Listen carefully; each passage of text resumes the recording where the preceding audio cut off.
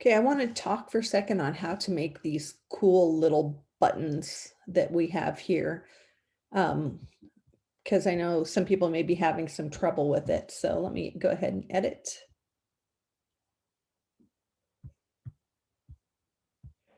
And the trick to making these things a button is this little bit of code right here. This class equals btn space btn dash primary. And if you look at the Canvas style guide, which we have kind of mentioned before, that comes straight out of there. Those are classes that are built into Canvas.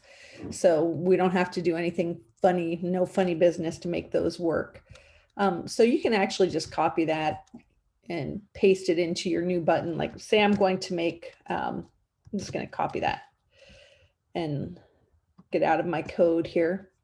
Now let's say I want to make a link to the assessment first. So I'm going to go in here and I can change this. Go change my assessment module 6, or I could change it to module 6 assessment. I don't know what we're doing for standardizing there. I'm going to remove my link and go back into my course links. And since this is already labeled, I already went through and made my modules. I'm going to go in here. I'm going to say assessment module 6. And there it is. Now, if I go into the code, I can go here to this A and just place that little code in there, that button primary. Remember, A is my link code. So there's my href going to that thing. And so if I save this, it's a button. Now, I want to have 2 assignments here, so it's going to be a little bit challenging. So I'm going to go ahead and I'm going to make a flex grid box for these so that they will be nice and responsive. So I am going to just go in my code and I'm going to copy this stuff right here because I'm going to make a content box for my buttons and they're all going to be in the same row.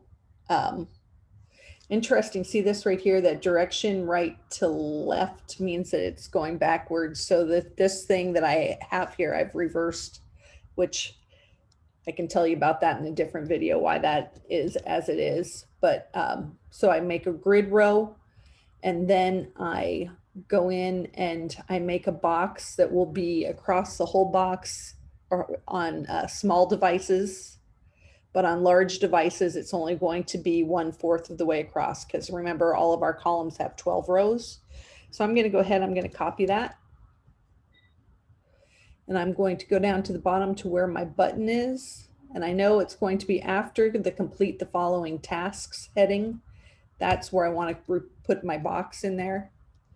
And I'm going to delete this right to left because I don't want these to come in backwards actually.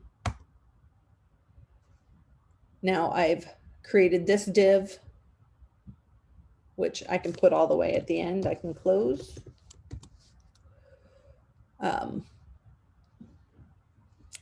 But this particular div, I have the content box that has to close. That'll close at the end. I have the grid row that will also close at the end. But this content box is going to close right after my buttons, after my button appears. So I'm going to close that right here. And I know that I have to place my other button, which is just going to be this, control copy, between this and those closings. I'm just going to put in a word here so I can find it. And I know this div has to close. So if I go here, I should have a little hi right next to my button, which I do. I can see that it's moved down, which means that I have one extra closing tag in there. So I'm not going to worry about that. This second, let's go ahead and put a link in here. Instead of that, this should be assignment module 6.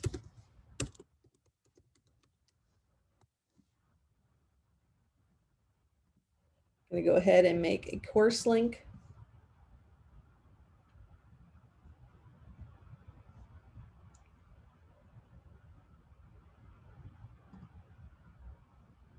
Make sure, because I did assessment before and now I do assignment. So if I go here and one is still going to be below the other, and you'll also see that one is not going to be a button yet because I didn't put that code in there that makes some buttons. I guess I didn't do that for either of them. So let's go back in. Well, actually, let's see what happens here if I save it. Yeah, this one's a button. This one is not. So let's go in and make this a button. So I'm going to go back into my edit, and I see it doesn't look like I have one too many links. I may have a P tag in there though. Something's making the alignment look funny. So I'm going to go in here, go in my code, and I have to take that class button primary,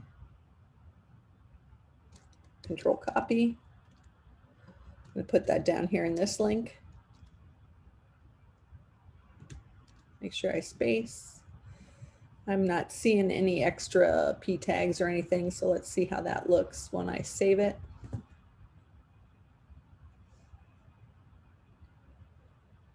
Something is still a little off.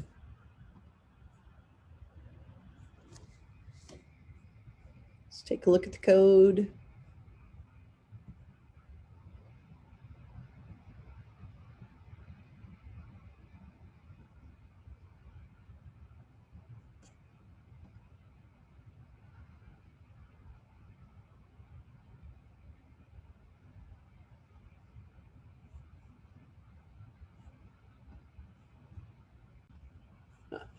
Remember when I said I have an extra P tag? There is a P tag. I'm going to take that out. It's wrapped around this, but I don't have it around this one, so they weren't even. So let's go ahead and save that.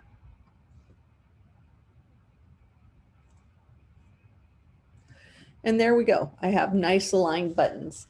So if you have any problems with this, let me know. Like, don't spend a bunch of time. If you have a problem, it's probably something that I'll be able to spot and help you fix really quickly. So do the best you can. And if you have problems, get back with me and I can probably help you.